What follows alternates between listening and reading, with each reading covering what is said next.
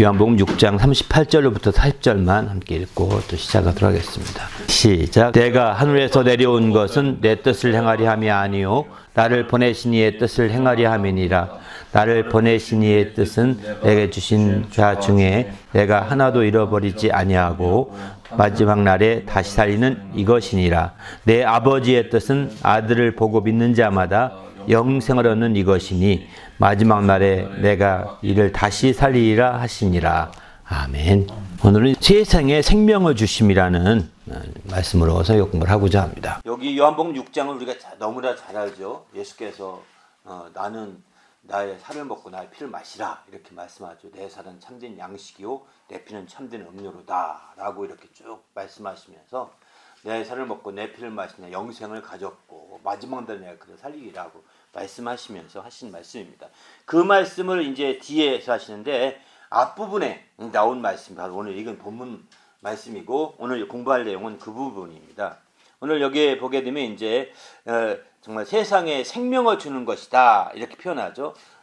하나님의 떡은 6장 33절 보게 되면 하나님의 떡은 하늘에서 내려 세상에 생명을 주는 것이다. 거기에 초점을 두고 세상에 생명을 주는 것, 세상에 생명을 주심이라는 제목의 말씀을 붙여봤습니다. 지금 계속 나누고 있는 주제의 말씀은 이제 올 한 해 누리며 살자인데 무엇을 누리며 살 것이냐, 그 중에서 어떤 것을 누리며 할 것인지에 초점을 두고 얘기하고 있습니다. 지난 시간에도 이제 계속 말씀을 드렸지만 바로 세상에 대해서 하나님이 주신 것은 우리가 누려야 되겠다는 거죠. 다른 건 모르겠지만 성경에 분명히 세상에 대해서 내가 주겠노라, 세상에 대해서 내가 베풀겠노라, 세상에 대해서 내가 이렇게 하겠노라 하신 그런 말씀만 계속 공부하고 있는 중이거든요. 이것은 적어도 세상을 향해서 주님이 주신 것은 적어도 우리가 기본적인 노력만 해도, 기본적인 것만 해도 우리가 누릴 수 있다는 얘기거든요. 그런데 우리가 그런 부분에 대해서 모르기 때문에 내가 뭘 누릴지 모르겠다, 내가 정말 세상에 살며 누릴 게 없다, 나는 정말 아무것도 가지지 않은 것 같다 이러면서 이제 누릴 것이 없는 사람처럼 이렇게 말하는 경우가 종종 있게 되죠. 그런데 우리는 의외로 우리가 누릴 것들이 많이 있다는 것을 성경을 읽으면 읽을수록 이렇게 깨닫게 됩니다. 그 중에서 또 대표적인 말씀들이 세상을 이처럼 사랑했다 이렇게 말씀하실 때 바로 사랑하신 그것도 이제 우리가 누릴 것이고, 왜? 세상을 사랑했으니 내가 그것을 누려야 되는 거죠. 또 더 나가서 뿐만 아니라 이제 오늘 이제 지난 시간에는 그 세상을 이처럼 세상을 사랑하심에 대해서 했는데 오늘은 세상을 사랑하심이 아니라 이제는 세상에 생명을 주심에 대해서 나누고자 합니다. 바로 이렇게 세상에 대해 생명을 주시는 거예요. 그래서 우리는 이 생명을 주시는 것을 확실히 누릴 수 있어야 되겠다는 것을 생각해 보게 되는 거죠. 우리 모두도 이제 주님 안에서 이렇게 생명을 누리고 또 세상에 펴신 것을 확실하게 누리는 그런 성도가 되시기를 예수님의 이름으로 부탁을 드립니다. 할렐루야. 우리가 세상에서 분명하게 성경이 말씀하고 있는 것들을 놓쳐버리고 또 그런 것들을 우리가 깊이 생각하지 않고 건너므로 말미암아 아주 예수 믿지만 정말 그 아주 가난하고 빈약하게 사는 경우도 많이 보게 됩니다. 그래서 행복하지 못한 거죠. 그런 사람들은 행복하지 못하고 오히려 그런 사람들은 내가 예수 잘못 믿었나 보다 이런 사람들이 종종 있게 됩니다. 안타깝죠. 우리는 주님 안에서 철저히 정말 세상을 향해서 베푸신 주님의 것이 무엇인지를 한번 깊이 되새겨 보시고 한번 이런 말씀을 통해서 한 10번 정도 요한복음에 세상을 향해서 주님이 주신 것들이 무엇인지를 좀 살펴보고자 하는데 계속해서 한 10주 정도 공부하려고 합니다. 아무튼 이렇게 주님 안에서 세상을 향해서 베푸신 것들이 어떤 것인지, 오늘은 이제 생명을 주셨다 이렇게 말합니다. 분명히 말씀하지 않습니까? 세상에 생명을 주는 것이다. 바로 하나님의 떡은, 그러니까 정말 너무나 분명한 겁니다. 이것만 안다면 생명을 얻고자 하는 간절함이 있어야 되는 거죠. 생명을 얻고자 하는 우리의 간절한 마음이 우리에게 요구되는 거죠. 모세가 준 떡은 이제 먹고 죽었지만 내가 주는 떡은 그렇지 않다고 주님이 분명히 말씀하시죠. 바로 주님이 주는 떡, 그 중에서도 내 살을 먹어라, 내 피를 마시라 이렇게 말씀하시는데 그 떡이 준 거죠. 하늘에서 내려온 그 떡을 우리가 먹는 자가 되는 거죠. 여기서 먹는다고 할 때 그 떡을 먹는 것은 뭐냐? 믿음이라는 것을 나중에 말씀드리겠지만 믿음이라는 것을 알 수 있습니다.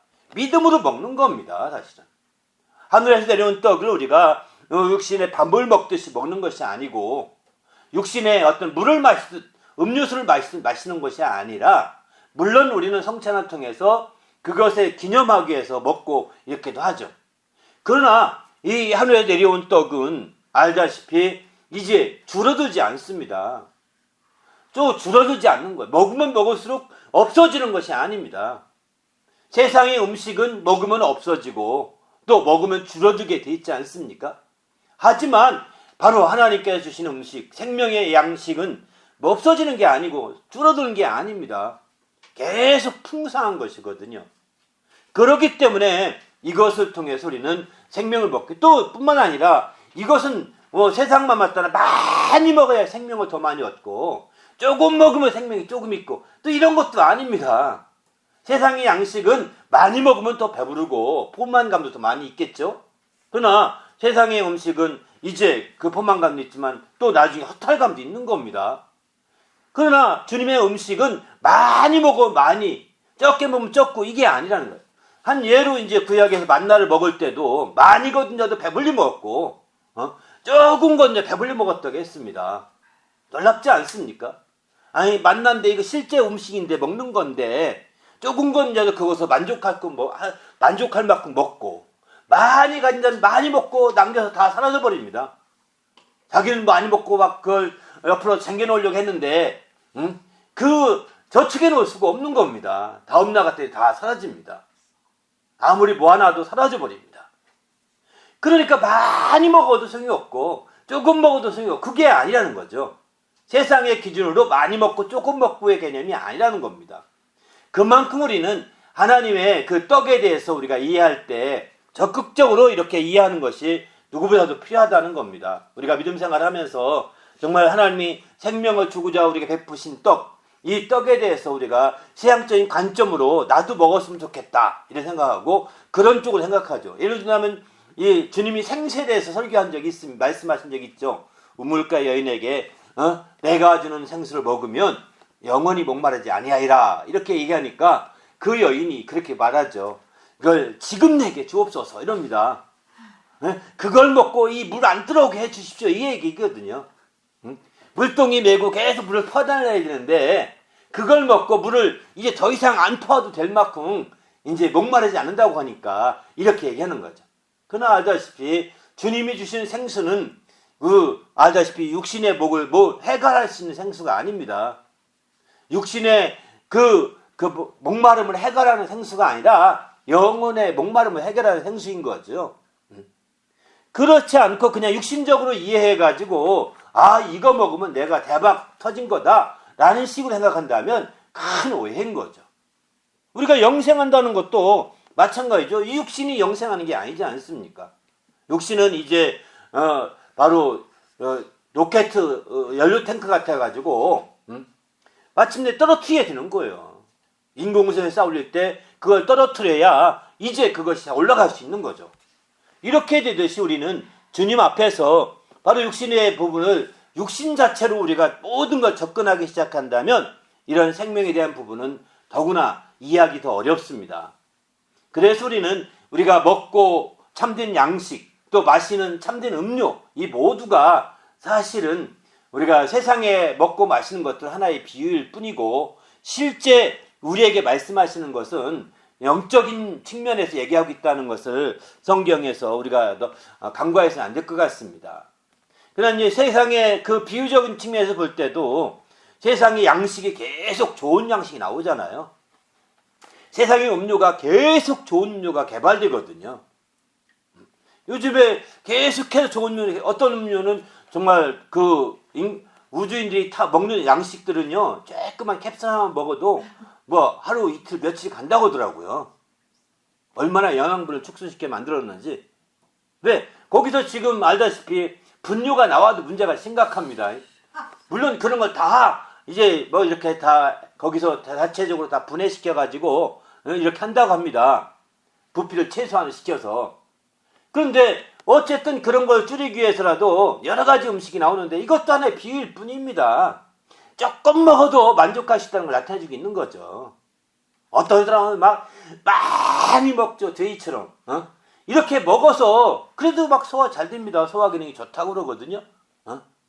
그는 어쨌든 이런 사람도 있고 저런 사람도 있고 이런 음식도 저런 음식도 있는데 이것은 다 사실은 하나님의 참된 양식에 대한 비유예요. 사실은 어느 한쪽으로 우리가 얘기할 것은 결코 아니라는 거죠. 장차는 우주인이 먹을 양식처럼 조금 할 것이다 이렇게 말할 수도 없습니다. 계속 발전돼 가는데 결국은 참된 양식이 최종 우리의 먹을 양식이라는 거지. 아무리 세상이 발전된 거 먹어도 소용이 없습니다. 아무리 발달된 세상의 양식 음료수를 먹어도 소용이 없습니다. 결국은 주님의 정말 그 참된 음료를 마셔야 되는 거죠. 그게 우리의 신앙의 목표고 우리가 바른 설정이라고 볼 수 있는 거죠. 그런 의미에서 주님이 주시는 참된 양식, 주님이 주시는 참된 음료를 먹어야 생명을 우리가 얻을 수 있는 거죠. 우리 쪽의 입장에서는. 그래서 우리가 적극적으로 주님께서 우리에게 부신 생명의 양식과 생명의 음료, 이것에 대한 관심을 갖고 정말 집중적으로 우리가 기도하고 또 거기에 우리 초점을 맡은 신앙생활을 하는 것도 바로 거기에 있는 것이죠.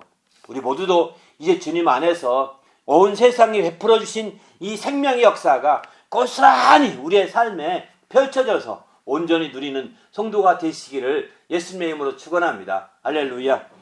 그런 의미에서 이렇게 설명문을 한번 지문을 한번 읽고 또 나누도록 하겠습니다. 시작. 예수께서 내가 곧 생명의 떡이라고 말씀하면서 부연 설명하기를 나는 하늘에서 내려 살아있는 떡이니 사람이 이 떡을 먹으면 영생하리라. 내가 준 떡은 곧 세상의 생명을 위한 내 살이니라 하셨습니다. 그래서 예수께서 이르시되 내가 진실로 너희에게 이르노니 인자의 살을 먹지 아니하고 내 피를 마시지 아니하면 너희 속에 생명이 없느니라고 하셨습니다. 세상에 생명을 주기 위해 생명의 떡은 하늘에서 내려온 떡으로 과거에 광야에서 먹고도 죽은 그것과 같지 아니하여 이 떡을 먹는 자는 영원히 살리라고 하셨습니다. 그러기에 예수께서 내 살을 참된 양식, 내 피는 참된 음료라고 하셨습니다. 이에 생명을 주기 위해서 주님께서 어떻게 역사하셨는지 하나하나 살펴봅시다. 아멘. 정말 우리가 주님의 살과 피, 참된 양식, 참된 음료에 대한 확실한 우리의 초점을 두고 음식을 먹을 때마다 이것은 하나의 징검다리일 뿐이다. 마실 때마다 이건 하나의 징검다리고 이거 저 주님의 참된 음료를 마셔야 되겠다. 정말 이 음식은 하나의 징검다리일 뿐이고 주님의 참된 양식을 먹어야 되겠다. 이런 마음으로 늘 먹고 마실 때마다 왜 이 땅에 있는 동안에 먹고 마시는 게 계속 반복되거든요. 하루에 3차례, 어떤 분은 2차례, 어떤 분은 더 많이 계속 어떤 커피 마시는 분 같은 경우는 뭐 하루에도 10잔씩 먹는 사람 있다고 하더라고요. 먹을 때마다 이거는 참된 음료가 아니다. 정말 참된 음료를 마시리라. 내가 참전을 마시고 있다 하면서 이제 자기 영적인 것을 돌아보고 이렇게 하는 것이 참 우리가 이 땅에 그것만 진지하게 해도요. 진지하게 해도 사실은 우리 신앙이 쉽게 무너지지 않을 겁니다. 이슬람 사람들이 하루에 5번의 기도를 한다고 그러거든요. 5번. 그러니까 참 어렵죠. 점심 때도 하고 아침에도 하고 또 저녁 때도 하고 밤에도 하고 또 계속 하면 5번 이렇게 5번 하는데 이 5번의 기도회가 어디서든 다 해야 되잖아요. 메카이를 향해서. 이게요 이슬람 사람들을 꽉 묶어두는 거예요. 이슬람이라고 하면서 그 기도에 참여하지 않으면 저 사람은 가짜구나 이렇게 다 표시내는 거잖아요. 그게 무서운 겁니다. 우리 식기도도 굉장히 중요한 것이 바로 그런 측면입니다. 밥 먹을 때마다 남들은 빨리 먹었지만 내가 진지하게 5분 정도 하면서 손가락질 받을 만큼 기도한다면 당신의 신앙은 떠나지 않을 겁니다. 그런데 그렇게 안 합니다. 남들 눈치 보면 살짝 하거나 속으로 하거나 이렇게 건너가죠. 그거는 또 그것도 있지만 좀 더 진지한 신앙이라고 한다면 먹고 마실 때마다 이렇게 참된 양식, 참된 음료에 대한 생각을 하면서 기도하고 감사하면서 진지하게 나간다 한다면 이슬람 종교가 하는 5번이 아니라 더 많을 수 있죠. 횟수 자체가. 그죠? 이렇게 되면 우리 스스로가 사실은 율법이 없습니다. 우리는 율법이 없지만 스스로가 거기에 나 자신이 붙들린 바가 되는 것이죠. 이렇게 우리 스스로를, 여러분 스스로를 그냥 자유롭게 내버려 두면은 타락하게 되거든요. 그렇지 않습니까? 그러니까 시간을 빨리 빼서 내가 저쪽으로 악한 것에 미혹되거나 타락것 같으면 빨리 나와야 되는 거잖아요. 그것은 바로 밥 먹는 시간에 나오고 마시는 시간에 나오고, 불신자들은 담배 피는 시간에 다갈 때 우리는 마시는 시간에 또 그렇게 기도하고, 이런 식으로 한다면 아마 정말 우리 신앙은 생명을 충만하게 누릴 수 있을 것입니다. 할렐루야. 그런데 우리가 이런 생명을 그렇게 누리는데 초점을 안 두고 그저 형식적으로 다 치우치다 보니까 이제 우리 신앙이 온데간데 없어지는 그런 안타까운 삶들이 펼쳐지는 거죠. 모두가 정말 주님이 참된 양식이요 음료라고 하는 것, 이런 측면에서 우리 자신이 적극적으로 한번 발휘해 보시고, 자기의 삶이 바로 우리 주님이 기도했듯이 습관을 쫓아 기도하셨다고 하지 않습니까? 선한 습관이 들여야 되는 거죠. 선한 습관. 주님도 습관을, 율법이 아닙니다. 습관을 쫓아서 기도하신 것처럼 우리도 우리가 밥 먹을 때마다, 음료 마실 때마다 습관이 들여야 되는 거죠. 그렇게 해서 그런 습관 때문에 내가 죄악에 빠지려고 하더라도 얼른 나를 끄집어내게, 나를 이렇게 붙들어 놔야 되는 겁니다. 그게 브레이크 장치거든요, 일종의. 그렇지 않으면 세상에 아유 좀 잠시 쉬는 것도 어떻겠어요? 쉬다가 빠져버리는 겁니다. 잠시 푹 빠져버리는 거죠. 우리는 주님 안에서 정말 한 번은 쉽지만 두 번, 세 번은 훨씬 쉽다는 거, 한 번이 어려울 뿐인 거죠. 그래서 우리는 적극적으로 우리 자신에게 선한 습관을 만들어가는 거 굉장히 중요한 거죠. 그래서 우리가 기도할 때뿐만 아니라 먹고 마실 때 정말 이렇게 선한 습관을 만들 수만 있다면, 저는 누구도 우리를 그렇게 하라고 한 적이 없습니다. 그러나 스스로가 그렇게 할 수 있다면 참 아름다운 것이 아닐까, 이렇게 생각을 합니다. 아무튼 주님 안에서 정말 먹고 마실 때마다 참된 양식과 참된 음료를 늘 생각하면서 나는 이게 아니다, 난 결국은 참된 양식이요, 결국은 참된 음료다, 이렇게 하면서 주님 사모합니다, 주님만 의지할 뿐입니다, 주님께 나갈 뿐입니다, 나가기 위해서 먹고 나가기 위해서 마십니다 라고 기도하면서 한 발 한 발 간다면 정말 주님이 가신 영문 밖에 그 길을 갈 수 있을 것입니다. 할렐루야. 바로 골고다의 길이라고 그러지 않습니까? 그 길을 우리도 넉넉히 정말 주님을 따라가게 되는 거죠. 1번부터 보시죠. 예수께서 모세가 준 만나는 하늘로부터 준 떡이 아니라고 말씀하면서 누가 어떻게 주신다고 하였습니까? 32절 말씀 읽습니다. 시작. 예수께서 이르시되 내가 진실로 진실로 너에게 이르노니 모세가 너에게 하늘로부터 떡을 준 것이 아니라 내 아버지께서 너희에게 하늘로부터 참떡을 주시나니. 예, 그렇습니다. 모세가 주는 것은 참떡이 아니라는 겁니다. 하늘로부터 준 떡은 떡이죠. 하늘로부터 준 떡은 떡인데 참떡이 아니라는 겁니다. 참떡은 아버지께서 너희에게 하늘로부터 참떡을 주신다, 이렇게 말씀하고 있습니다. 바로 하늘로부터 참떡, 만나도 하늘로부터 내려준 거거든요. 이것 자체만 하더라도 사람이 짓지 않고, 사람이 농사를 짓거나 사람이 그것에 위해서 애쓰지 않고 하늘부터 내려오자면 아침만 일어나면 내려 있었던 겁니다. 놀랍지 않습니까? 그걸 먹는다는 것 자체만 해도 놀라운 역사죠, 광야에서. 그런데 그건 참떡이 아니라는 거죠. 그걸 먹어서, 왜냐면 다 죽었기 때문입니다. 죽은 그것은 참떡이 될 수 없다는 거예요. 그러나 이제 내 아버지께서 하늘로부터 참떡을 주신다, 이렇게 말씀합니다. 2번, 아버지께서 하늘로부터 참떡을 주시는데 하나님의 떡은 어떤 것입니까? 33절 말씀 있습니다. 시작. 하나님의 떡은 하늘에서 내려 세상에 생명을 주는 것이니라. 예.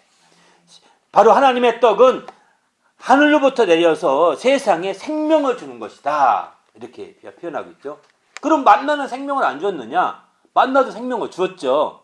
육신의 생명을 주는 것이 아니라는 겁니다. 여기서 초점은 그 얘기죠.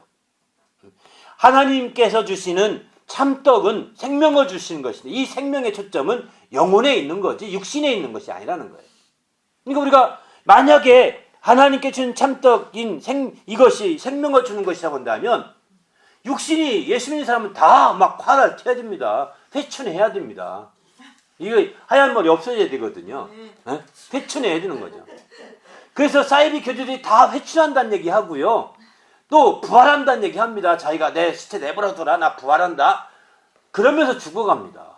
부활하긴요. 써가지고 경찰들이 쫓아와서 영생교 어떤 교주는 그래서 다 장례 대신 치렀다고 하잖아요. 지금 사이비이죠. 사이비란 아주 대표적인 케이스 아닙니까? 이렇게 실제적으로 이제 우리가 예수 믿는 사람이 바로 참떡을 우리가 먹게 되면 이제 육신이 활활 타올라서 생명이 넘쳐가지고 이제 늙은이는 다 없어지고 젊은 사람처럼 이렇게 되는 것이 아니라는 거죠. 나이를 누구도 막지 못합니다. 나이를 막지 못하고 이제 다 육체는 어느덧 지나가면 다 노쇠하게 돼 있는 거죠. 노쇠하게 돼. 반면에 이제 우리 영혼이 이와 같은 생명을 얻는다는 것에 우리가 초점을 두지 않게 되면 이 말씀을 이해할 수 없는 거죠. 세 번째입니다. 하나님의 떡은 하늘에서 내려 세상에 생명을 주는 것인데 그 말씀을 듣고 무리들이 이 떡을 항상 달라고 하니까 예수께서 어떻게 대답하셨습니까? 34, 35절에 있습니다. 시작. 그들이 이르되 주여 이 떡을 항상 우리에게 주소서. 예수께서 이르시되 나는 생명의 떡이니 내게 오는 자는 결코 주지 아니할 것이고 나를 믿는 자는 영원히 목마르지 아니하리라. 아멘. 여기도 이제 6장 34절 말씀도 함께 따르는 무리들이 이런 떡만 있다면 이건 대박이다 이 얘기잖아요. 그죠? 그러니 뭐 다른 거 일할 필요도 없고 이제는 뭐 그 한 떡만 먹으면 끝나네 이런 식으로 생각하는 거죠. 그러니까 이 떡을 항상 우리에게 달라고 이 떡을 항상 주소서라고 청을 하게 되는 거죠. 마치 우물가 여인이 예수께 그 생수에 대해서 말씀하실 때 내가 주는 생수를 마시는 자는 영원히 목마르지 아니하리라 하니까 나도 그 행수를 주어서 내도 마시게 하소서라고 청을 넣으면 똑같은 자세인 거죠. 요한복음 4장에 나오는 그 말씀인데요. 이제 똑같이 여기서도 6장에서도 이 떡에 대해서 얘기하니까 이 떡을 항상 우리에게 주소서. 이제 이 사람들은 뭐 나가 일할 필요도 없습니다. 이거 먹으면 끝장이니까요. 누구나가 그런 마음이 있는 거죠. 그러나 이것은 육신을 배부르게 하고 육신을 살찌우게 하고 육신에 원활하게 돕는 영양분을 공급하는 그런 것은 아니라는 겁니다. 이 떡은 육신의 모든 것들을 돕는 것이 아니라 우리 영혼을 살찌우고 우리 영혼을 부유케 하고 우리 영혼이 건강하게 하고 우리 영혼이 장성하도록 이렇게 하는 영적인 영향을 공급해주는 그런 참떡이라는 것을 여기서도 간과할 수 없는 거죠. 만일 정말 이게 그렇지 않았다고 한다면 예수 믿는 사람들은요 진짜 산간에 가도 됩니다. 이게 이런 참된 음료와 양식이 있는데 우리가 굳이 세상에 아주 죄악 구렁텅이에 들어가 가지고 또 일용할 양식을 공급받으려고 그렇게 애쓸 뭐가 있겠습니까? 없죠. 할 수만 있으면 피하고 싶은 곳인데 저는 감사해요. 저는 그런 세상 구렁텅이에 한 번도 안 들어갔다는 데에서 감사해요. 사실은 저는 학교 졸업하자마자 이런 외길로 지금까지 쭉 달려올 수 있었던 것 그럼에도 불구하고 굶지 않고 이렇게 달려온 것에 너무 감사해요. 그리고 또 편하게 자고 먹고 쉬면서 달려올 수 있다는 것 자체만으로도 감사해요. 이거는 하나님이 살아계시다는 증거라고 저는 생각합니다. 하나님이 살아계시고 하나님이 역사하시고 계시는 그런 증거거든요. 이런 사람 못 보셨을 거예요. 별로 주위에서. 제가 그런 증인 중에 한 사람입니다. 정말 직장의 직자도 모르는 사람입니다. 저는 사업의 사자도 모르는 사람이에요. 그래서 저희 누님이나 형님들이 말하기를 쟤는 세상 물정 몰라서 어떻게 사느나 이럴 때는 어느 날 결혼하려고 우리 집사람 데리고 왔더니 이제 깜짝 놀라서 한 말이 그거랍니다. 물정도 모르는데 어떻게 장가드나 했는데 어떻게 저런 섹시 데리고 왔대 라고 하면서 뒤에서 말했던 얘기를 누가 건네주더라고요. 예, 저는 그렇게 살았습니다. 정말 진짜 쑥맥같이 충청도 사투리로 그런 걸 쑥맥이라고 그러거든요.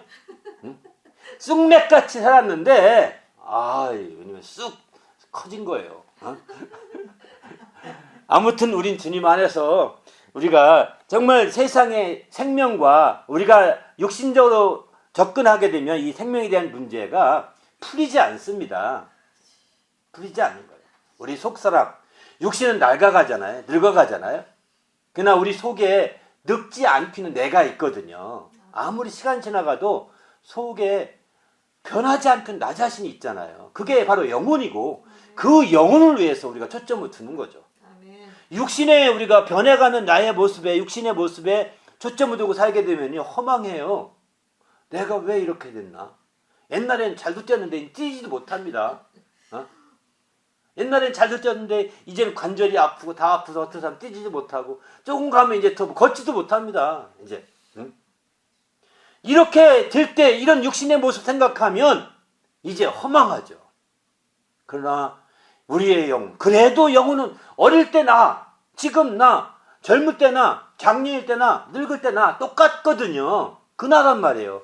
그걸 다 기억하고 있고 내가 그것을 생각하고 있고 내가 이게 나지라고 생각하고 있다고요. 근데 그 속에 있는 내가 초점도 생각하다 보면 간혹 육체를 이렇게 육체의 상황을 뛰어넘어가려고 하거든요. 그러다가 사고가 터지죠.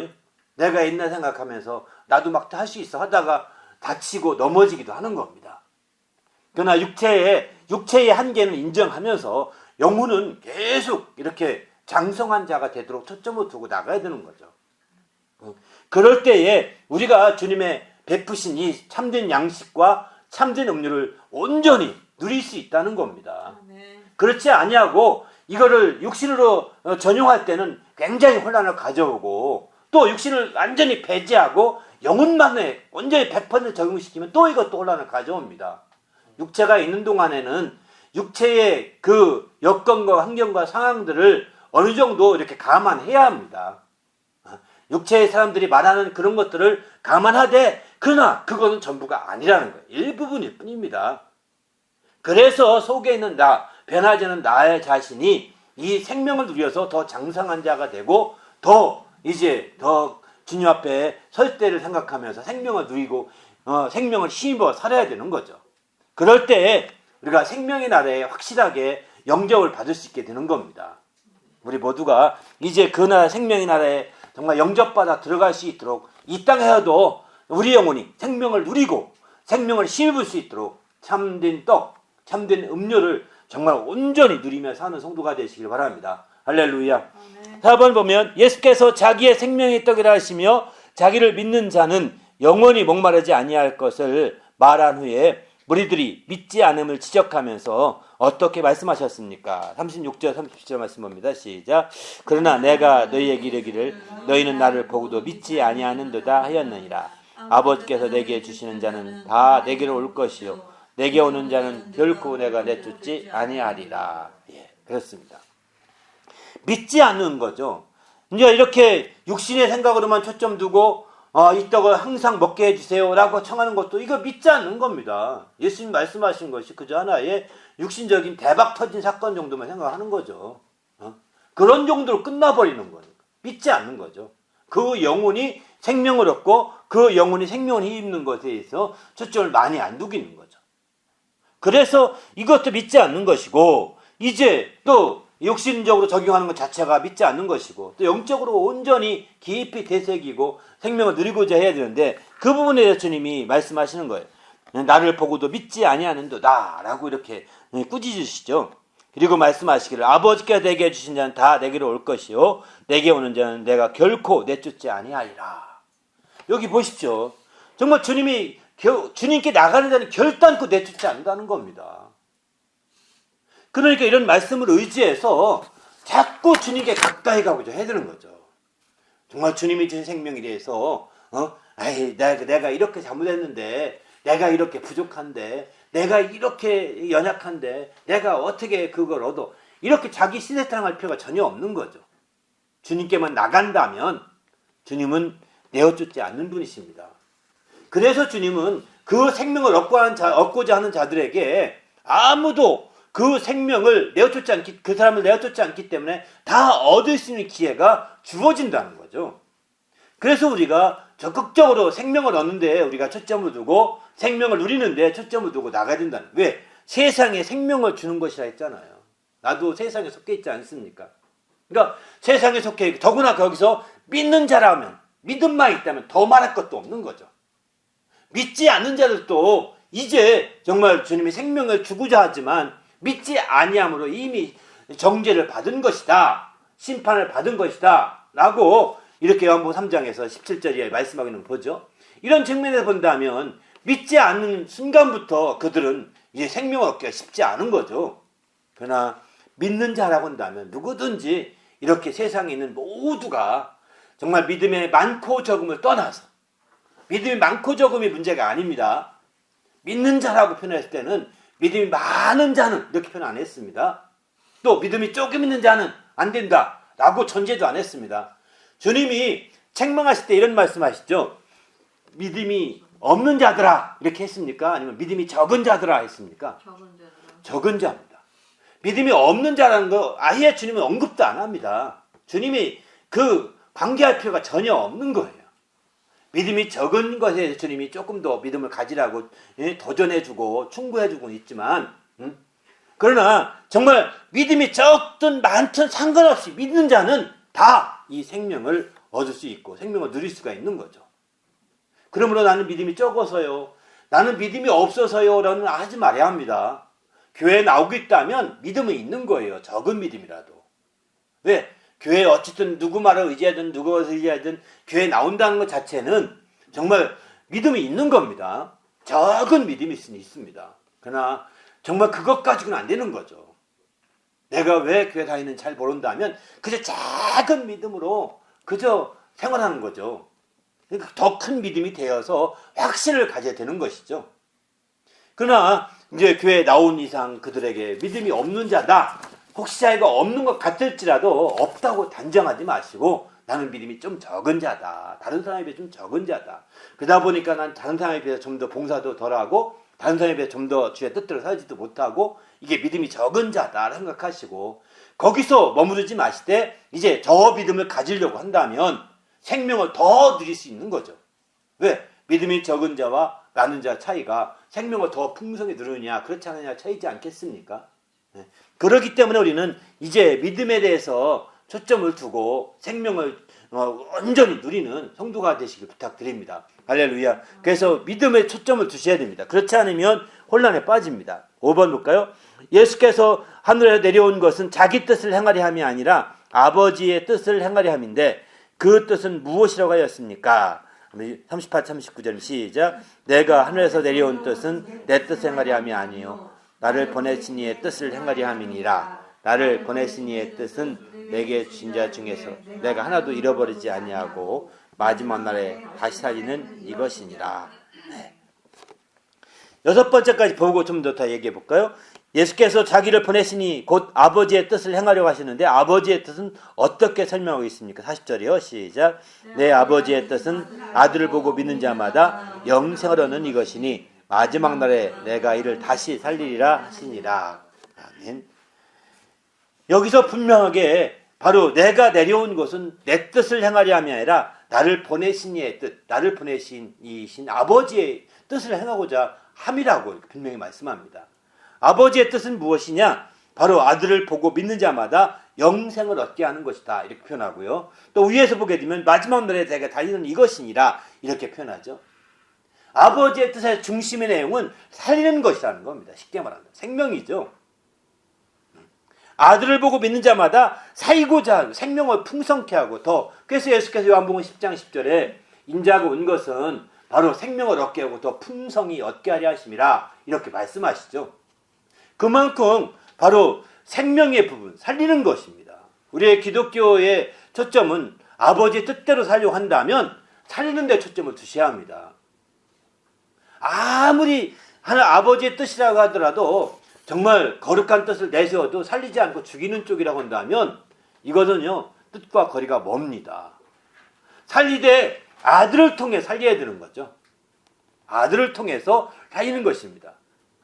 아들을 통해서 아들을 믿는 자마다 살리는 것이기 때문에 하나님의 아들을 통해서 살리고자 한다면 그것은 하나님의 뜻이 이루는 지름길임을 이건 예수님이 직접 하신 말씀입니다. 예수님께서 직접 이렇게 구체적으로 말씀하시지 않습니까?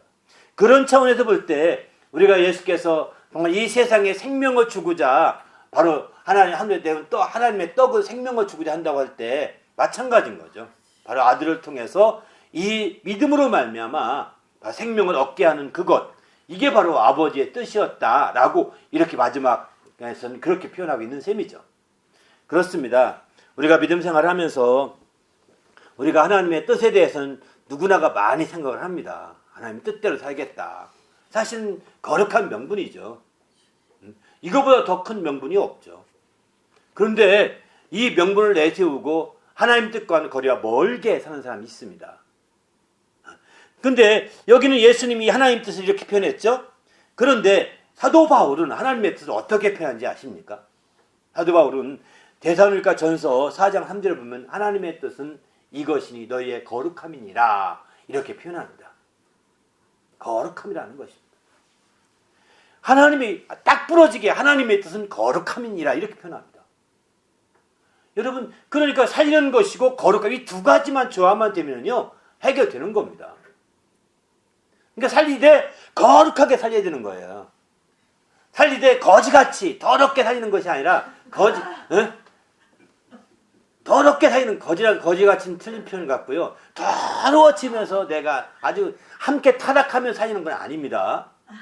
이른다면 내가 창녀를 구원하기 위해서 나도 창녀짓 해야 된다. 이건 틀린 것입니다. 이해되시죠? 그런 사람이 있습니다. 나도 그들과 같이 해야 된다. 눈높이로 같이 하려면 이거는 아닙니다. 하나님의 뜻이 아무리 그를 살리고자 하더라도 이거는 아닙니다.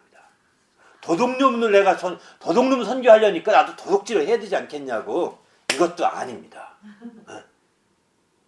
도둑놈 선교하려고 도둑질. 그러면 사도 바울이 이런 표현을 하죠. 율법이 있는 자는 율법이 있는 자 같이, 율법이 없는 자는 율법이 없는 자 같이 했다. 항상 거기에도 거룩함은 존재하는 것이죠. 어떤 경우라도 하나님 뜻을 행할 때는 거룩함, 성별됨이 필요한 것이죠. 그리고 마침내 살리는 것입니다. 이렇게 살리고 그렇게 할 때 우리가 온전히 하나님의 뜻을 이룰 수 있는 것임을 성경은 가르쳐주고 있습니다. 우리 모두 정말 하나님의 뜻을 온전히 분별하고 깨닫는 제 성도가 되시기를 예수님의 이름으로 축원합니다. 할렐루야. 그래서 우리가 믿음 생활하면서 하나님의 뜻이 무엇일까? 정말 우리가 특별히 어떤 진로를 앞에 놓고서 또 어떤 방향 설정을 앞에 놓고서 많이 기도하거든요. 이렇게 할까 저렇게 할까 저렇게 할까 이렇게 할까 많이 고민하는데 두 가지면 됩니다. 생명과 성별.